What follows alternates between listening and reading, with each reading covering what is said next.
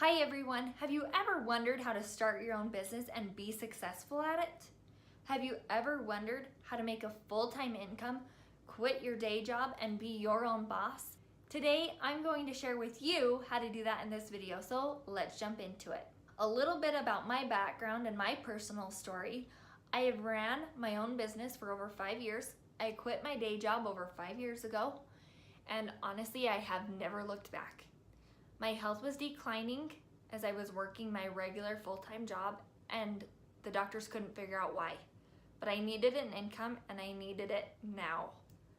My husband and I thought I needed to quit, so I called my parents, I called my in-laws and said, I can't do this anymore. Let's pray for a miracle because we're all gonna need it. That was a driving force. You have to have a driving force behind you to make you want to keep going and keep doing it, even when times get hard. I didn't want to have to call my dad and say, can you pay my rent? Can you pay my phone bill? I just was too prideful for that, and luckily I've never had to do that. I've been able to fight through it and figure things out.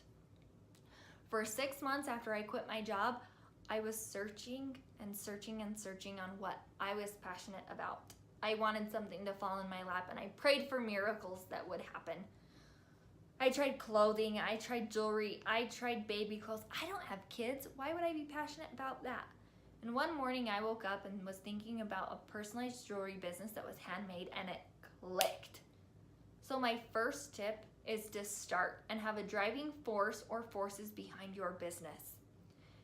My driving forces was I didn't want to quit or fail, and I needed an income fast, and I also had a passion for what I was about to embark on, because it not only was challenging, but I had to figure out how to do it because I had no idea about it.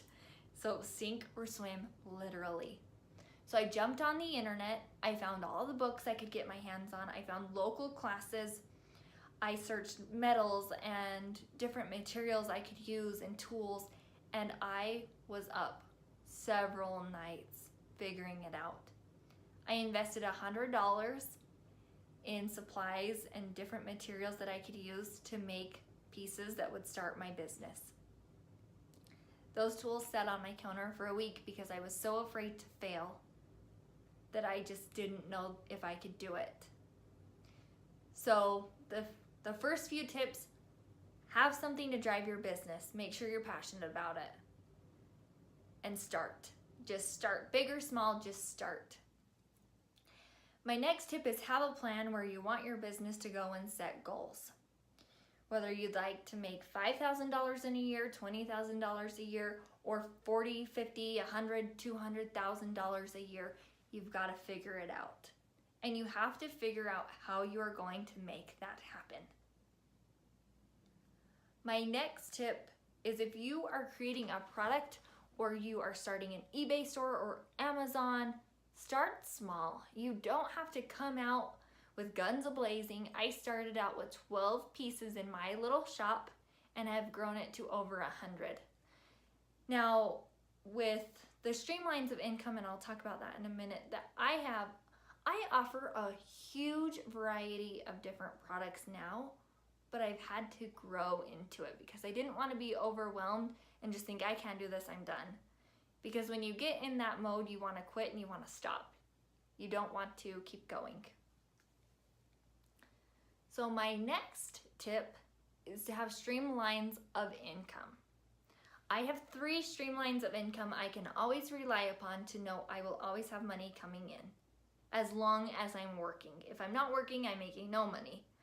But my first is my own personal website or landing page where people can come and they can land specifically on my page and order products right from me. My second streamline of income is I'm a vendor for other businesses. So my product gets in front of all of their customers and other people, so my business keeps flourishing and growing. My third thing is I sell supplies for jewelry. So those are 3 streamlines, and your business will be different than mine depending on what you choose, whether it's Amazon, eBay, babysitting, if you're a baker or a florist, maybe you do like webinars. It's all different. And so you have to figure out what your streamlines of income will be for your business. My next tip is you are going to have to figure out where you are going to drive your traffic to, whether it is farmers markets and festivals, a website, Instagram, Facebook, your own home-based business, a brick and mortar store. You just have to figure it out. And so that will tell you your next direction on where you need to go. My next tip for starting a successful business is to create products that not only stand out, but are a limited supply. There are times that I will create one-of-a-kind pieces that once they sell out, they're gone and you can't get them anymore. And I won't recreate them because they're just one of a kind or 2 or 3 pieces. And people like that they're unique, made for them. So create products that people have a high demand for but limited supply, and you will sell out every time. My next tip for getting your name out there is if you are, let's say, a baker or a florist, to stop in your local businesses and drop off a plate of cookies or a bouquet of flowers and ask if you can set your business cards out and just create a relationship with them. If you have people that will trust you, they will share your name like wildfire.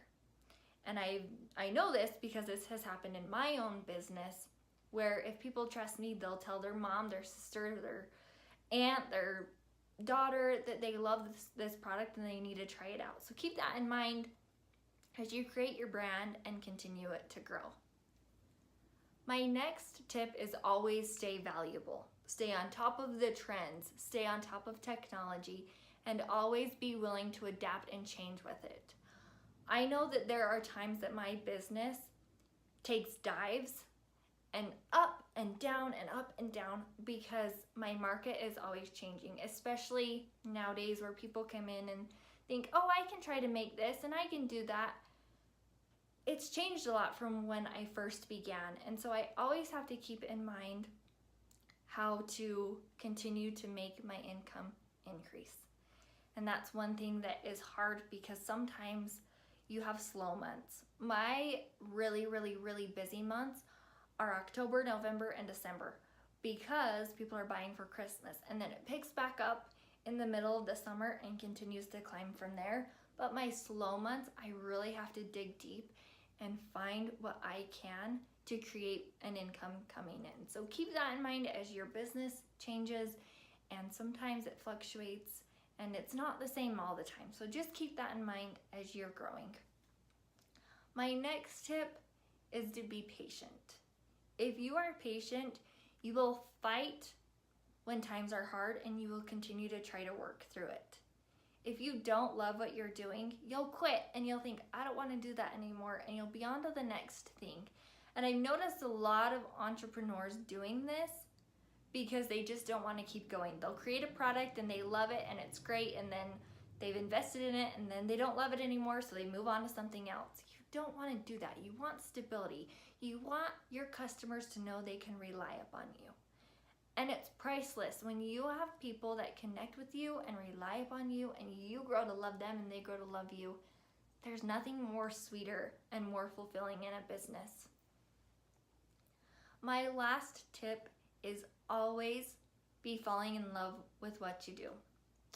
That is the biggest driving force behind my business, is I love what I do. And when I love what I do, I'm willing to fight for it. I did have several fighting factors when I first started that I didn't want to fail. I wanted to succeed and I had a challenger in front of me, and I still have challenges as my business adapts and changes, and I'm trying to learn and grow with it and figure it out. And now that my husband has his income, I'm no longer the breadwinner, and so I've been able to relax and really fall back in love with what I'm doing, because sometimes it gets hectic and it gets frustrating and it gets to the point you get burned out sometimes. But know that you just have to continue to keep doing it and keep falling in love with it, because every job has its ups and downs. And I know I have customers that aren't nice to me all the time, but I love what I do. And when I have customers that love what I do, I mean, I may not have that all the time, like I mentioned, but it's worth it to keep fighting and to keep continuing and growing and doing it.